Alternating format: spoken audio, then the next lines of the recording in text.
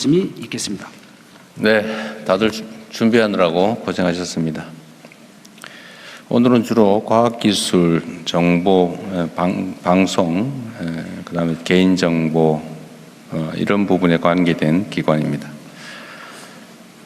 사실은 거의 대부분 인공지능과 관계되어 있다고 보여집니다.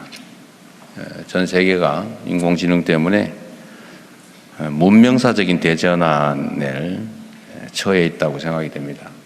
저는 인공지능이라고 하는 게 인류가 불을 발명한 거 또는 전기기관을 발명한 거 거기에 거의 준하지 않나.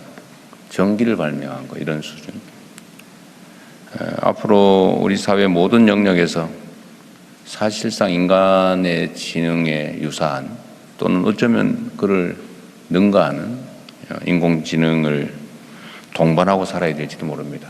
생산 영역이든 일상생활이든 인공지능이 활용되지 않는 곳이 없겠죠. 그런데 이 사실은 누가 먼저 대비하느냐의 경쟁이 됐습니다. 국가 간 경쟁도 아주 매우 치열합니다.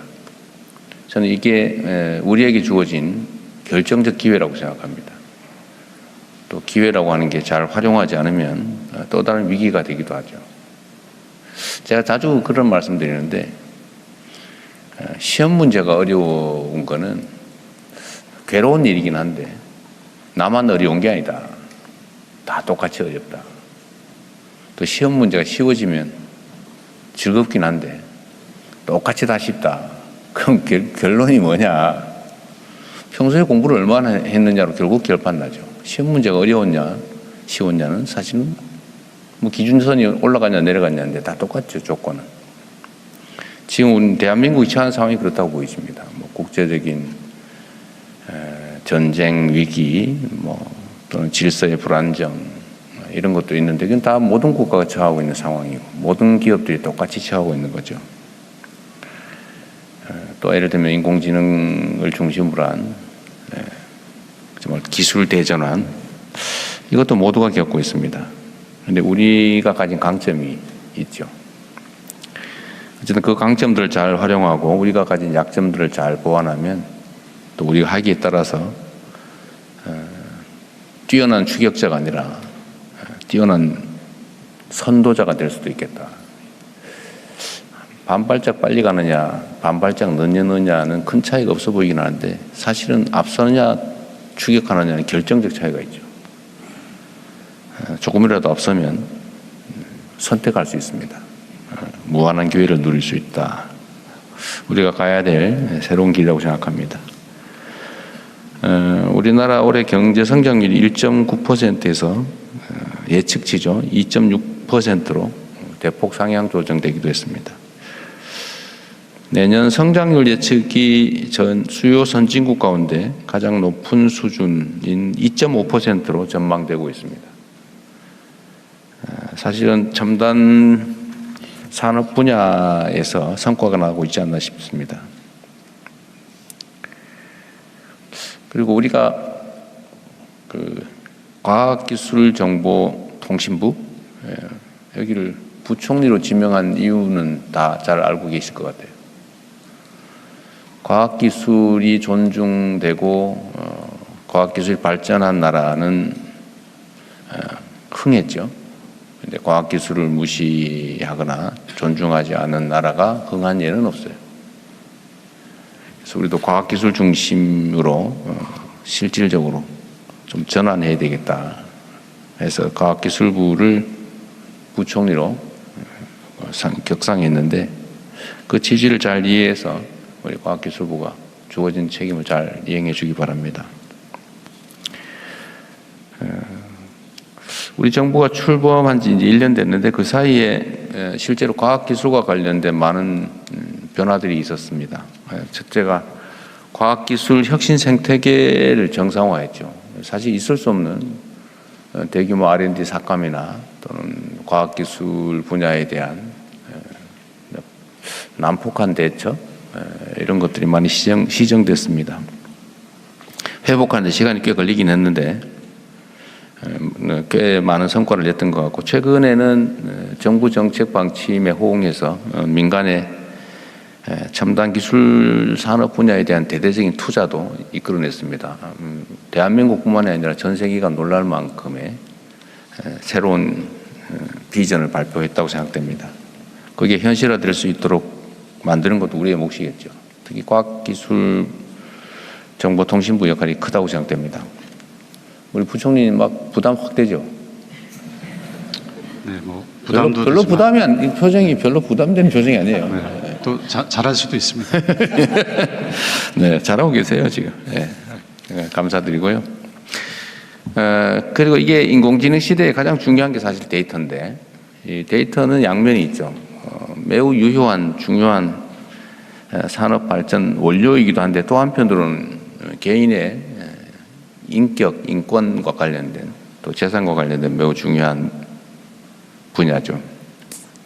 개인정보 침해가 생기지 않도록 또 국민의 안전과 재산이 개인정보 침해로부터 악용으로부터 위협받지 않도록 하는 게 중요하겠습니다. 개인정보보호위원회 지금까지 잘해주고 계십니다. 앞으로 좀 더 잘해주시고요. 그런데 이 조화를 잘 이루어야 될 것 같아요. 그러니까 보호에 너무 치중해서 데이터 활용이 어렵게 된다든지 또는 너무 활용에 치중하다가 개인정보 보호에 위협이 된다든지 이 균형점을 정말 잘 찾아야 될 것 같습니다.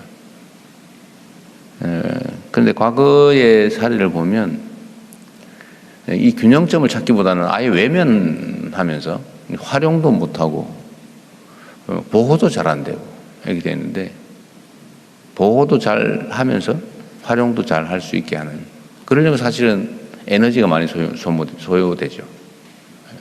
정성과 애정, 실력이 필요하죠. 잘 챙겨주기 바랍니다. 방송미디어통신위원회도 이제 새롭게 구축이 돼서 역할들을 열심히 하고 계신데 앞으로 해드릴 일이 좀 많죠. 그래서 저는 그중에 핵심이 방송통신을 진흥하는 것도 중요한데 악용되지 않게 하는 게 훨씬 더 중요한 역할이다. 진흥은 시장을 존중하면서 필요한 지원들을 해나가면 될 텐데 문제는 허위 가짜 정보를 악용해서 사적 이익을 취하거나 아니면 정치적 공격 수단으로 삼거나 아니면 사회적 분열 갈등을 촉발하는 그런 부분에 대해서 규제 기관으로서의 역할을 정말 잘해야 될 것 같습니다.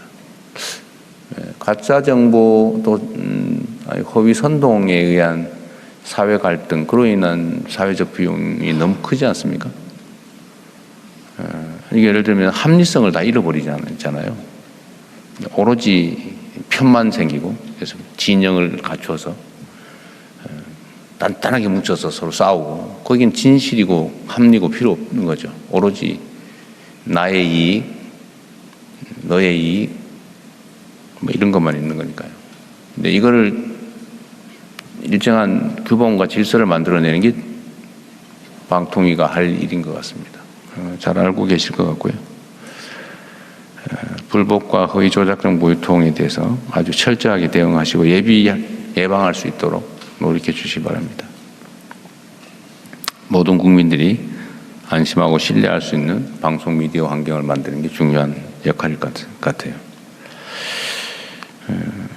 오늘 오전에는 과학기술정보통신 여기 관련된 업무 보고를 할 텐데 여러분들이 맡고 있는 역할이 매우 중요하다는 점에 대해서 다시 한번 상기해 주시기 바라고